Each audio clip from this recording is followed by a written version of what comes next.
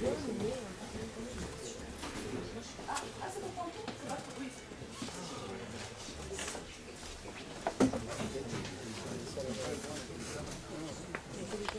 Pour ce petit incident technique. Donc je vais le bon plaisir de vous présenter Pérola qui est chercheuse au CNRS. Vous ne l'entendez pas. Donc qui travaille au laboratoire MPQ, matériaux phénomènes quantiques, comme Vincent Repin qui est dans la salle là-bas. Et donc Pérola est une spécialiste de l'intrication quantique et de la décohérence. Donc elle va vous expliquer tout ça. Ça doit vous rappeler des choses, à savoir qu'une particule peut être dans deux états, et quand on la regarde, elle devient un état. Donc c'est ça que Pérola va nous expliquer, bien sûr en bien mieux que je ne le fais. À toi Pérola de nous expliquer tout ça. Merci Philippe.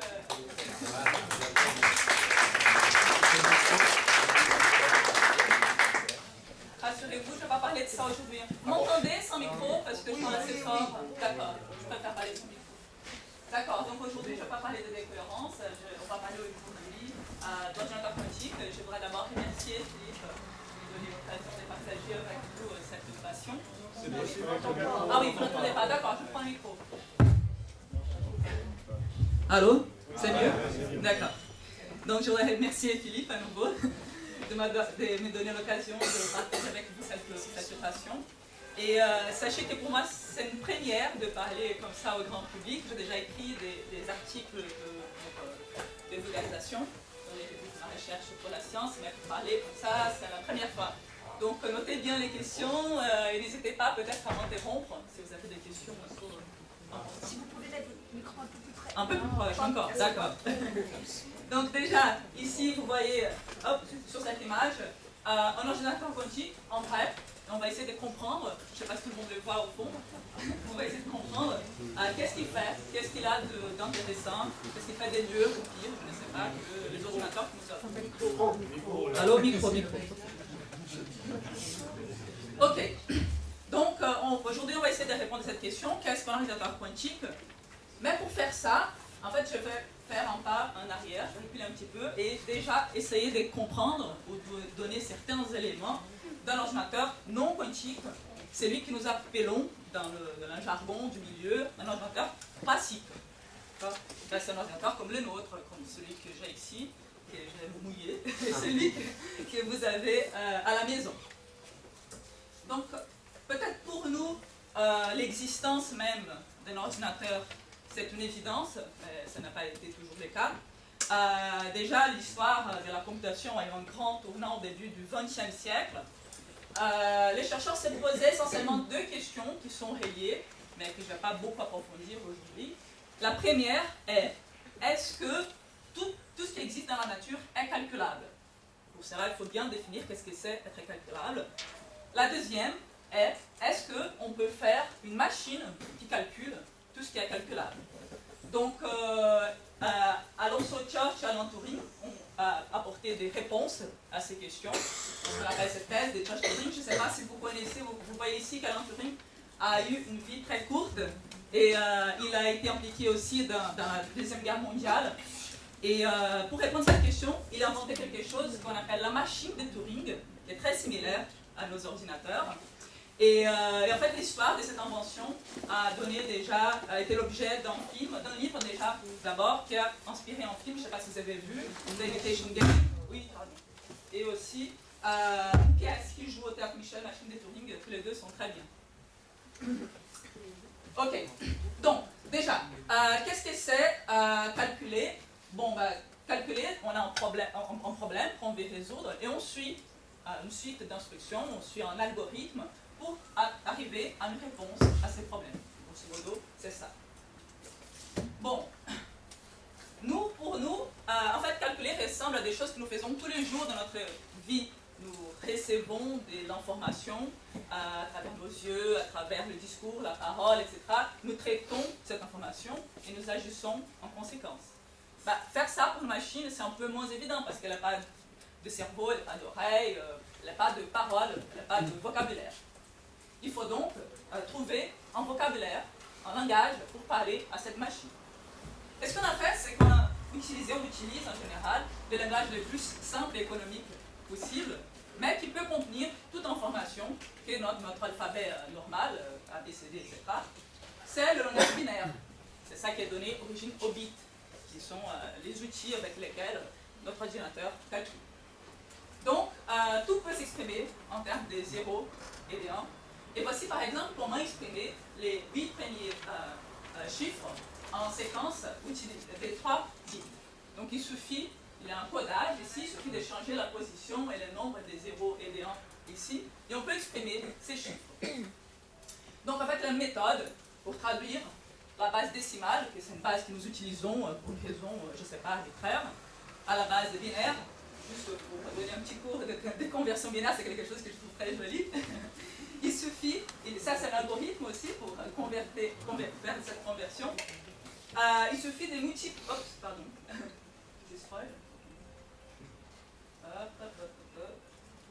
voilà. Il suffit de multiplier donc les 0 ou les 1 par une puissance de 2 qui va dépendre de la position de 0 et de 1. Donc ici on a 0 fois 2 puissance 0 qui est 1, 1 fois 2 puissance 1 qui est 2, 0 fois 2 puissance 2, et ainsi de suite, et on somme tout ce qu'on a ici. Et comme ça on voit que cette séquence des 0 et 1 ici exprime le chiffre 6794. Voilà. Donc c'est comme ça que la machine, elle convertit des 0 et 1, des chiffres, des images, des choses comme ça. Donc, voilà. Maintenant, comment est-ce qu'on met ces 0 et ces 1 dans une machine? Donc c'est ça qu'a fait Turing quand il a inventé la machine de Turing. Il a trouvé une méthode pour qu'une machine puisse lire des 0 et des 1. Voici un exemple d'une machine de Turing qui a été faite à l'École normale supérieure de Lyon. Et vous pouvez voir l'histoire de la construction de cette machine qui a été faite en Lego dans cette vidéo ici. Je ne sais pas si vous pouvez voir en bas. Donc cette machine, contrairement à nos ordinateurs, elle fonctionne avec, elle est faite des Lego. Elle n'est pas faite de circuits électriques, elle est toute faite en Lego. Et pour calculer, elle a des valves d'air qui font circuler l'information qui est après. Donc, juste pour montrer comment elle fonctionne, ici on a une bande d'entrée qui est, ici je ne sais pas si on voit, elle est 0, 1, 0. Et les 0 et les 1 ils sont codés dans la position de la brique de Lego. Donc les 0 c'est un peu vers le bas et les 1 c'est un peu décalé vers le haut. Cette information elle rentre dans cette machine, ici, elle est traitée, et ensuite on a la réponse qui sort dans notre bande. Donc ici, les calculs qui ont été faits, c'est de transformer 0 et 1, et 1 et 0, vice versa. Donc vous voyez que les 0 est devenu 1, les 1 est devenu 0, et 0 est devenu 1. Voilà, donc cette machine, elle sait calculer, et ce qui est le plus étonnant, c'est que cette machine, elle est complètement équivalente à nos ordinateurs. Elle peut faire tout ce que font nos ordinateurs. Ouais. Ok, mais bon, il y a des façons plus efficaces pour faire des calculs, au lieu de construire de machines avec des Lego. On utilise, nos ordinateurs les utilisent, les transistors, par exemple, où on va coder les 0 et 1 dans les mouvements des électrons. Donc, une façon simplifiée du fonctionnement d'un transistor SLA. Donc, ces transistors ici sont représentés par cette figure étrange. On a qui est branché électriquement, et ici, on a ici un collecteur, ici un émetteur, ici on a une base. Alors, comment est-ce qu'on écrit des 0 et des 1 à l'aide de ces transistors? Bon, si on peut brancher un courant électrique ici, dans cette base. Et si on ne la branche pas, il n'y a pas de courant qui passe, c'est comme si les circuits étaient ouverts. Mais si on la branche, alors il y aura un passage de courant. Voilà, il y a deux options. Tout et n'importe quoi qui peut être binarisé, peut être utilisé pour faire du calcul. Donc, on fait des séquences de ces transistors et on peut faire des portes logiques, on peut faire plein de choses intéressantes et c'est ça qui est en train de se passer ici. Bon, comme j'ai mentionné, la machine de Turing peut faire tout ce qu'ils font nos ordinateurs. Ici, c'est un super ordinateur, mais elle n'est pas tout à fait la même chose. On sait bien quelle est la différence entre les deux. Bon, et c'est là qu'il y a des choses un peu plus subtiles qui vont apparaître. Quand on dit que la machine de Turing peut faire tout ce qu'ils font nos ordinateurs, ça veut dire qu'il va falloir mettre ensemble plein de machines de Turing, beaucoup, mais un nombre qui est grand, mais pas énormément grand. Et en faisant cela, on arrive à nos ordinateurs. Alors, il va falloir savoir qu'est-ce que c'est très grand, qu'est-ce que c'est infiniment grand. Et ça, c'est très important pour les informaticiens, pour qu'ils puissent passer les problèmes, pour qu'ils puissent savoir qu'est-ce que c'est facile et qu'est-ce que c'est difficile, justement. Donc, il y a des notions qui sont très importantes en informatique, qui sont l'efficacité pour réaliser un calcul, et l'autre, qui est liée à ça, c'est qu'est-ce que c'est facile et qu'est-ce que c'est difficile. Bon, tout ça, c'est un peu arbitraire, il y a un peu d'arbitraire là-dedans. L'informatique, les sciences en général ne sont pas des choses données par un jeu quelconque. On décide ensemble de ce qui est raisonnable, ce qui n'est pas raisonnable. Et tout cela, l'efficacité, la facilité, etc., c'est calculé par rapport à l'usage de certaines ressources. Quelque chose qu'on rencontre aussi tous les jours dans notre vie quotidienne. Les ressources, ici pour les ordinateurs, sont le temps de calcul notamment, l'espace de mémoire, c'est une ressource, beaucoup, peu d'espace, et l'énergie. Donc, en fonction de comment ces ressources sont utilisées, nous pourrons classer des problèmes difficiles et faciles. Un problème facile, c'est un problème qui peut être résolu d'une façon efficace avec des algorithmes qu'on connaît, qui existent. D'accord?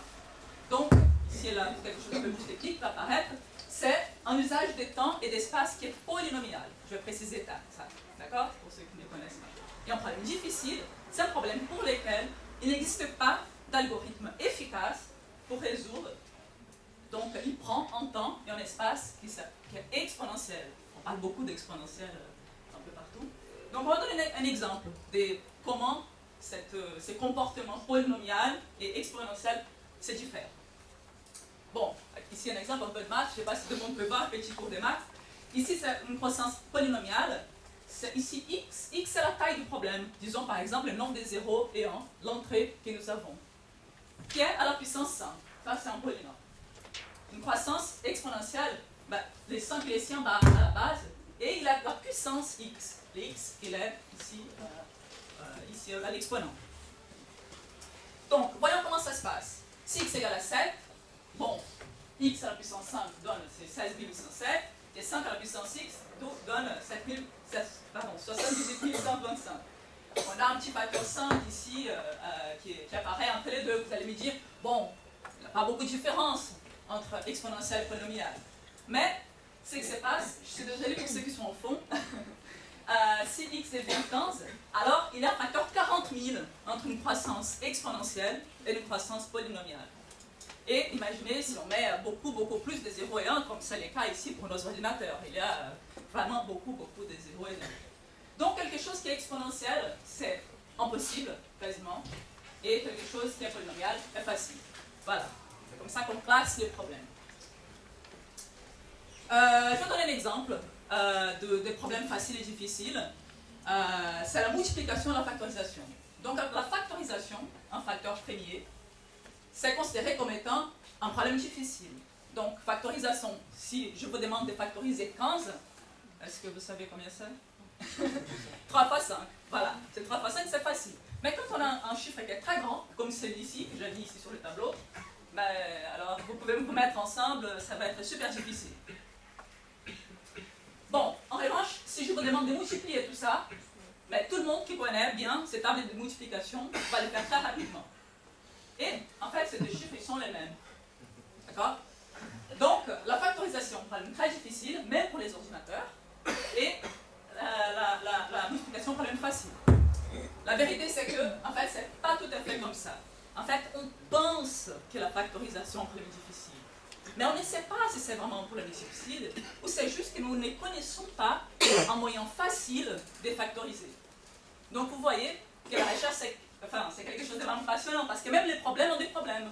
Et c'est ça qui est intéressant en recherche, c'est qu'on essaye de marcher sur les œufs, on essaye d'avancer et de découvrir justement de nouveaux problèmes. Les plus il y a des problèmes, les plus intéressants c'est. Donc, en premier bilan, il y a des machines qui peuvent calculer tout ce qui est calculable. Il y a des problèmes qui peuvent être calculés facilement et d'autres beaucoup moins facilement, voire quasiment impossible. Mais il n'est pas toujours facile de savoir si un problème est vraiment difficile ou bien si nous ne savons pas comment le résoudre d'une façon facile. Et finalement, facile et difficile est la même pour nos ordinateurs et pour la machine de Turing faite de Lego.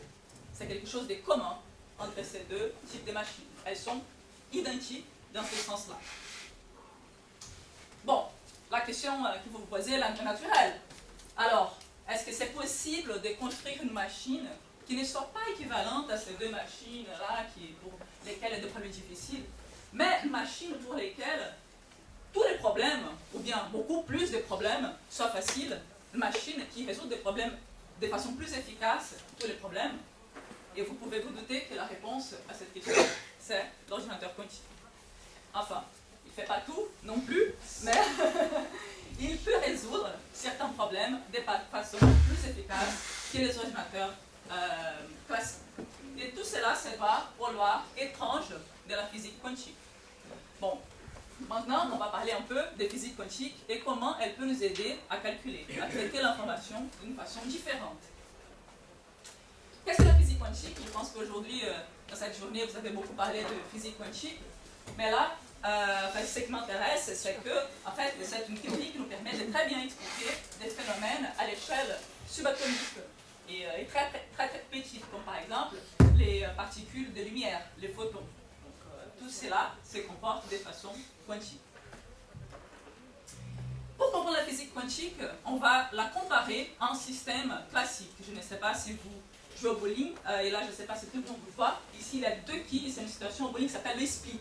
C'est quand il y a les deux quilles qui sont très séparées les unes l'une de l'autre. Et ça c'est vraiment très dur, une situation très difficile au bowling, mais quoi qu'il arrive, même pour avoir les deux quilles, ce qu'on fait c'est qu'on jette une balle, on imprime une vitesse, et puis ce qu'on veut c'est qu'elle se retrouve dans une position bien définie, soit une quille, soit l'autre, lorsqu'elle arrive au niveau des quilles. Et tout cela on peut faire parce que la boule a une vitesse et une position bien définie qu'on peut connaître. Bon, en physique quantique, ce n'est pas le cas. En fait, on ne peut pas connaître la position et la vitesse avec une précision arbitraire en même temps. Donc, compte tenu de ça, est-ce qu'on peut toujours jouer au bowling? Grande question. Est-ce qu'on peut mieux jouer au bowling? Ah pardon, je vois que j'ai oublié de vous préciser quelque chose. Ici, dans le problème de bowling, là, on peut aussi faire un parallèle entre ces problèmes et nos ordinateurs. Parce que nous pouvons nous dire que si on atteint une des quilles, c'est comme si on avait un 0, et si on attendait une autre quille, c'est comme si on avait un 1. Donc je reviens ici parce que je ne sais pas. Voilà. Donc ici, une des quilles peut représenter un 0, si la balle va vers une, et l'autre peut représenter un 1. Ok. Donc, on va essayer de jouer au bowling quantique et voir comment ça marche. C'est quelque chose qu'on connaît comme l'expérience des Young, des fentes des Young. Maintenant, au lieu d'avoir une balle de bowling, nous allons avoir un objet microscopique parce que c'est le domaine de la physique quantique. Nous allons avoir un électron. Donc, on va envoyer cet électron sur un plan où il y a deux fentes, deux trous. Et ces trous-là, chacun de deux va représenter une de deux quilles. Donc l'électron, on veut qu'il passe par un trou, par un autre. On va voir ce qui se passe quand il est envoyé à travers ces deux trous. On peut appeler un trou les 0 et l'autre les 1. Ce sont les quilles cibles. D'accord? Et au lieu de regarder ici au niveau des centres, qu'est-ce que se passe avec les électrons, on va faire quelque chose qui ouvre un peu la place pour que des choses différentes se passent. On va regarder, en fait, ce qui va se passer après les fentes. D'accord? Où est-ce qu'il va atterrir les électrons? Où est-ce qu'ils vont atterrir les électrons après les fentes? Donc, on va répéter cette expérience beaucoup de fois. On va voir un électron, et puis un autre, et on va voir ce qui se passe. Alors, voici ce qui se passe. Ici, en fait, ce que j'ai fait, c'est que j'ai pris ces plans, ici, les fentes, et je les ai tournés, d'accord? Et voici les fentes. Donc, il y a quelques chiffres qui sont intéressants, peut-être. Les fentes, elles sont distantes de 0,8 micromètres l'une de l'autre, donc c'est très très très petit. Et elles ont une ouverture de 0,2 micromètres chacune. Donc on parle des choses qui sont vraiment très petites. Et ce qu'on voit, c'est que si on met l'écran ici à 1 cm de deux fentes, très proches, nous voyons cette figure ici. Bon, ici nous avons plusieurs points bleus sur la figure. Chaque point bleu c'est l'arrivée d'un électron. Les électrons ils arrivent et ils vont créer une marque bleue sur cet écran. Mais finalement, en fait, c'est pas beaucoup différent de ce qui se passe dans notre bowling usuel. Ça veut dire que les électrons, ça donne l'impression qu'ils sont passés soit par cette fente, soit par l'autre fente. Bon, voilà, c'est pas très intéressant. Mais les choses changent si j'éloigne un peu mon écran des fentes. Maintenant, je suis à 35 cm. Et là, on voit quelque chose de très bizarre, parce qu'on voit qu'il y a des zones, comme s'il y avait des zones interdites, où l'électron ne pouvait jamais atterrir. Et des zones où ils arrivent plus tôt. Et puis, il y a plein de bandes où ils peuvent arriver. Il n'y a pas plus que 2. Il y a plusieurs. Bon, ben, qu'est-ce qui s'est passé? Comment est-ce qu'on peut comprendre ça? Donc voilà, juste pour ceux qui ont peu moins de vision 3D, l'expérience elle ressemble à ça. On envoie un canon d'électrons qui envoie des électrons au fur et à mesure. Et ici, voici l'écran à 35 cm de fente. Bon, l'interprétation usuelle qui a donné à cette expérience est que les électrons ils se sont comportés comme des ondes. Et comme tels, ils peuvent traverser les 2 fentes à la fois. Voyons donc comment se comportent les ondes quand elles rencontrent 2 fentes. Ici, c'est une onde lumineuse, une onde d'électrons, l'onde que vous voulez, une onde d'eau. Et quand elle traverse les fentes, bon, elle va se propager et il y aura un phénomène d'interférence quand on s'éloigne de 2 fentes. Cette interférence, c'est l'apparition de ces zones ici plus foncées et les zones plus claires. Et ici, en fait, c'est le profil de l'intensité de cette onde à cette position, là, qui ressemble beaucoup à ce que nous avons vu avec les électrons, n'est-ce pas? Avec les zones interdites et les zones denses. Donc, lorsqu'on met notre écran ici, tout proche des fentes, nous savons si l'électron est passé par une des fentes ou par l'autre. Nous voyons, il est bien ici ou il est bien là, et nous observons cette figure. En revanche, si on s'éloigne, on voit qu'il se comporte comme une onde. Donc, notre boule de bowling quantique, elle peut atteindre les 2 qui à la fois. Ça donne l'impression qu'on peut mieux jouer au bowling avec la physique quantique. Bon, ça ne sert pas tout à fait que à ça. On peut aussi faire du calcul avec. Et on va voir comment on peut faire du calcul avec ça. Maintenant, on ne va plus parler des bits, comme on parlait auparavant en physique classique. On va parler des quantum bits, des qubits. Qubits. Je ne sais pas comment dire en français. Qubits, voilà. Qubits, voilà. Et comment ils apparaissent ici dans cette expérience? En fait, au lieu d'utiliser des 0 et des 1 comme on utilise tous les jours, on va utiliser des symboles qui sont un peu plus différents. C'est les 0 et les 1 qui sont entourés de ces symboles bizarres. Bon, c'est les symboles mathématiques, une convention, pour qu'on se rappelle bien qu'on est en train de parler d'objets quantiques. Et ce sont des 0 et des 1 qui ont un comportement quantique. Voilà. Donc si on est ici tout proche de l'écran, on a soit 0 ou soit 1. On a que l'électron peut passer par une fente ou bien par l'autre. Ce sont nos bits quantiques, qui sont ceux qui sont manipulés par un ordinateur quantique. Alors pour ceux qui s'appellent de la cour d'algèbre linéaire, j'ai vérifié que c'est dans le programme du lycée, au moins en sciences, mais bon, vous ne rappelez pas, c'est juste pour donner un appui. En fait, ces bits quantiques, ils se comportent comme des vecteurs, comme ça se comporte un peu comme dans l'algèbre linéaire, dans un espace bidimensionnel. On a un axe qui a les 0, l'autre qui a les 1. Et quand on a des vecteurs, en fait, on peut combiner les vecteurs, on peut les sommer, on peut le faire dans la soustraction des vecteurs, et on peut créer des objets comme ça. On peut créer des vecteurs qui sont par exemple 0 plus 1. Et en fait, ça paraît aussi en physique quantique. Et c'est exactement ce qu'on observe, comment on interprète en fait cette interférence qui apparaît ici. Parce qu'ici, on dit que c'est comme si l'électron avait traversé les 2 fentes à la fois. On ne peut plus savoir à cette distance ici, si elle est venue de là ou de là. Et donc, on dit qu'il y a une combinaison de 2. Donc, les qubits, ils ont cette différence par rapport aux bits classiques. Ils peuvent se retrouver dans l'état 0, dans l'état 1, mais ils peuvent aussi faire bien d'autres choses, être comme des vecteurs un peu partout. D'accord, donc en faisant ça, en utilisant ces propriétés différentes de la physique quantique, en manipulant des qubits au lieu des bits classiques, qu'est-ce qui a été fait? Qu'est-ce que les informaticiens ont fait? Dans les années 90, donc le monsieur Peter Shor, qui a fait une des choses les plus spectaculaires de la computation quantique, ça a été de montrer que, quoi qu'il en soit, pour les classiques, on ne sait pas si la factorisation elle est difficile ou facile. Mais on sait qu'en physique quantique, la factorisation est facile. Voilà, ça c'est un grand succès. Il y a Grover aussi, qui dans les années 90 a montré un algorithme que nous allons voir tout à l'heure, qui nous permet de trouver une aiguille, grosso modo, dans une boîte de foin, un peu plus rapidement. En fait, son algorithme, il est plus efficace que l'algorithme classique pour les mêmes problèmes, mais il n'est pas tellement plus efficace. Mais il est facile à expliquer, c'est pour ça que je vais l'expliquer. Et finalement, il y a Aronson et Arkhipov qui ont montré, pour un problème qui s'appelle boson sampling, qu'on sait, on a prouvé qu'il est difficile classiquement, et on a prouvé que quantiquement, il est facile. Le seul problème de ces problèmes, c'est qu'il n'y a pas beaucoup d'applications de ces problèmes, de ces résultats. Mais c'est une preuve d'une situation où on sait qu'un problème difficile peut être résolu, peut devenir un problème facile en physique quantique.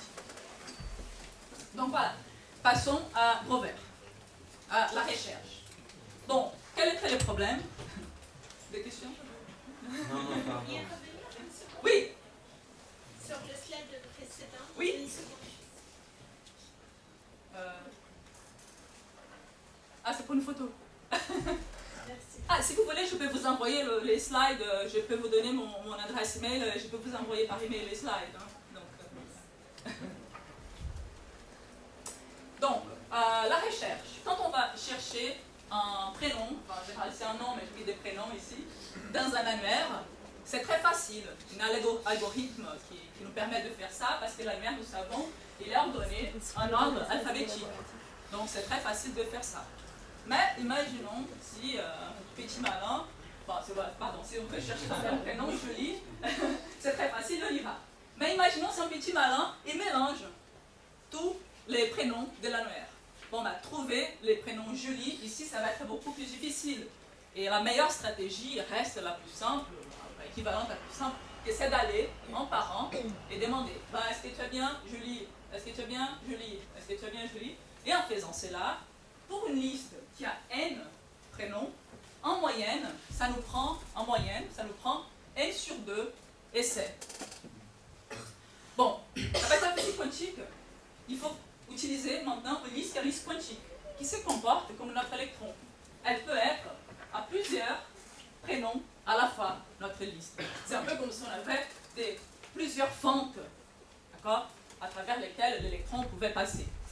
Et ce qu'on va faire, c'est donc poser la question. Est-ce que vous êtes bien Julie à tout le monde à la fois? Et on peut la reposer, et on peut la reposer, et on peut la reposer. Et ce qu'on montre, c'est que le prénom Julie va émerger naturellement avec un nombre d'essais qui en moyenne est de l'ordre de racine carrée de n sur 2. Donc on a gagné un facteur racine carrée ici. D'accord? Bon. Ok, nous avons vu que l'ordinateur quantique, il a fait des merveilles en termes d'algorithmes, il fait des choses intéressantes, il est utile en termes d'algorithmes. Maintenant, il faut le construire. Comment est-ce qu'on va le construire? Il y a plusieurs façons de le construire, exactement comme nos ordinateurs classiques. On peut faire soit avec des Lego, dans les cas quantiques, non, on ne peut pas faire avec des Lego, ou bien avec des transistors. Ici, en physique quantique, l'ordinateur que je vous ai montré dans le premier slide, il était fait avec quelque chose qui est un petit peu analogue aux transistors que je vous avais montré tout à l'heure. Donc, vous vous rappelez, les transistors, les courants, soit ils passent, soit ils ne passent pas. Avec l'ordinateur quantique, nous allons utiliser des matériaux supraconducteurs. Donc, je ne sais pas si vous avez vu dans l'animation, à partir de certaines températures, les électrons, ils ont tendance à se grouper par paires et ils créent des courants qui sont des courants quantiques. Des courants qui peuvent, par exemple, tourner dans les deux sens à la fois, faire plein de choses. Ici, dans cet exemple ici, bon, ces petits paires d'électrons, il peut soit circuler, et là ce serait l'état 0, il peut soit traverser cette barrière et créer un courant, soit n'est pas circuler, pas de courant, soit circuler. Soit faire les deux choses à la fois. Donc on peut avoir des matériaux où on a du courant ou pas de courant en même temps. Et c'est comme ça qu'on crée l'analogue du transistor quantique. Mais tout cela a un désavantage, ça ne fonctionne pour les calculs quantiques, des températures très basses, très proches du zéro absolu. Encore plus basses que celles que nous avons vues ici dehors. Là, ça ne suffit pas. Donc, bon, voici un aperçu d'un ordinateur classique. Et ici, un ordinateur quantique avec 4 qubits. Ici, qui sont placés, qui sont des qubits superconducteurs. Voilà, ce sont des petits circuits imprimés. Enfin, là, ce sont des circuits imprimés, et là, c'est un peu plus compliqué. Donc, c'est pas pour les grands publics pour l'instant. Là, c'est pas pour le grand public, justement. Voilà, voici l'intérieur de l'ordinateur quantique. Donc, ça, cet ordinateur quantique, il a été fait par IBM. Et donc, on avait l'impression qu'il était tout petit, mais vous voyez la photo à côté d'un homme, d'une personne à taille humaine. Il est énorme. Et ici, à l'intérieur, nous avons un cristal qui maintient les transistors quantiques, les qubits, en température très basse. Donc, les prix, en fait, cet ordinateur, à ma connaissance, il a 20 qubits. Je n'ai pas trouvé les prix et j'ai lu quelque part qu'il n'est pas public. On ne peut pas savoir. Et nous ne pouvons pas l'acheter. C'est quelque chose pour les entreprises, pour les gouvernements. Seulement pour l'instant. Et l'autre chose qui est très rigolote, c'est que, en fait, IBM, ça fait longtemps, avec Google, avec Intel, etc., qui sont dans le marché, disons, de l'ordinateur quantique, et ils ont disponibilisé une plateforme. Après, si vous voulez, je vous envoie les transparents, comme je vous disais, parce que ce n'est pas très lisible, où nous pouvons nous-mêmes programmer un ordinateur quantique. Je pense que ça va jusqu'à 8 qubits, voilà. Et nous pouvons jouer et faire des portes logiques, des petits programmes avec un ordinateur quantique, qui n'est pas hyper efficace, mais bon. Pas hyper efficace, bon, c'était pour les questions de décohérence, justement, qui mentionnait Philippe, mais je ne vais pas rentrer dans ces détails. Ok, mais maintenant, je ne sais pas si je vais trop parler déjà, mais je voulais vous parler, on va peut-être arrêter un petit peu avec les merveilles de l'ordinateur quantique lui-même, et on va parler d'un autre élément très important dans les technologies, et c'est la communication. Et c'est quelque chose qui doit être fait aussi par les ordinateurs quantiques, vu que Internet, etc., bon, la circulation des données est très importante. Donc, pour que les données puissent circuler, en général, quand on va acheter quelque chose, on veut que le numéro de notre carte bleue soit encrypté, soit protégé, et ça s'appelle la cryptographie. C'est quelque chose qui existe, je pense, depuis la Grèce ancienne. On essaye de cacher des informations. Donc, comment est-ce qu'on peut transmettre? Quelle est l'idée ici? Imaginons, prenons une personne comme ça au hasard, qui veut envoyer un message à quelqu'un. D'accord? Une autre personne. Alors, le problème, un message d'amour, voilà, justement, le problème, c'est qu'il y a des gens qui surveillent, qui peuvent surveiller cette personne. Et là, ce serait la honte. Tout le monde sait que ce message est un message d'amour. Alors que... normalement, ça devrait être en secret. Bon, qu'est-ce qu'ils font ces gens-là? La solution, c'est d'utiliser de la cryptographie. La cryptographie, il y a différentes modalités. Je vais vous donner les principes de la cryptographie à clé secrète. Nous avons une clé, donc, qui va transformer le message. La clé va transformer ce message d'amour en N. Alors, chacun des deux, l'envoyeur, les récepteurs vont avoir cette clé, bien sûr. Et donc le message sera codé, transmis, et grâce à cette clé, il pourra être décodé.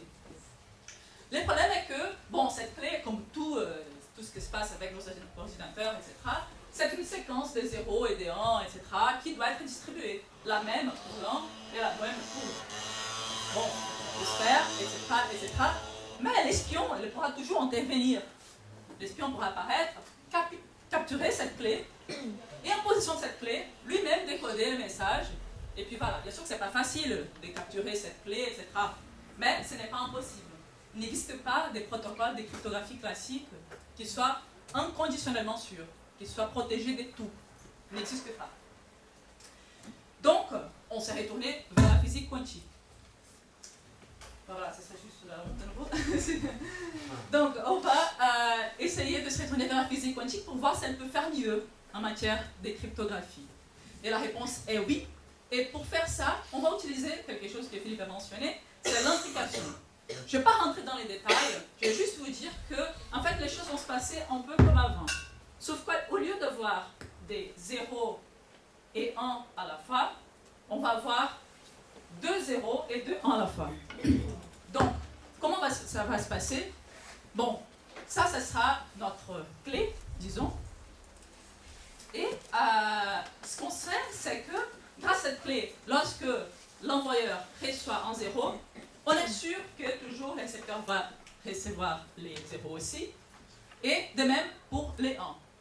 Et ils ont un moyen de savoir que, en fait, les deux choses se sont passées à la fois. C'est comme dans l'expérience des électrons. Ça veut dire qu'ils ont à la fois tous les deux 0, 0 et 1, 1. Voilà. C'est comme si c'était une double expérience avec les électrons, avec le fond. Dans les deux endroits.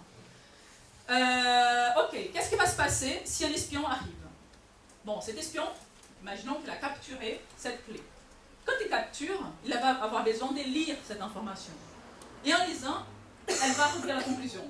C'est soit 0, 0, soit, et donc elle va lire l'information, elle va faire semblant de ne pas l'avoir lue, et va retransmettre aux autres deux, comme si elle n'avait pas lu, parce que sinon, si tout le monde sait qu'elle a lu, donc c'est pas la peine d'être espion. Soit elle va lire en 1. Et de même, va retransmettre l'information qu'elle a obtenue aux deux autres. Le problème, c'est qu'en faisant cela, on perd ces E qui apparaissent en physique quantique. Et on a des 0, 0 ou 1, 1. Voilà. Donc, ce qui se passe, c'est quand un espion intervient, capture un message, il va casser quelque chose de quantique de cette clé. Et ça sera tout de suite, immédiatement, noté par l'émetteur et le récepteur, qui vont donc voir qu'ils ont un OU et non un E, et vont arrêter tout. Et c'est comme ça que la cryptographie quantique est inconditionnellement sûre. On peut l'arrêter lorsqu'on s'aperçoit qu'il y a enfin, on s'aperçoit toujours que quelqu'un a intercepté le message. Voilà. Bon, et où en sommes-nous en ce qui concerne la cryptographie quantique? En fait, le pays plus en avance, c'est la Chine, qui a lancé un satellite qui a distribué des clés cryptographiques entre Vienne et Pékin, d'accord, par satellite. Donc c'est très impressionnant.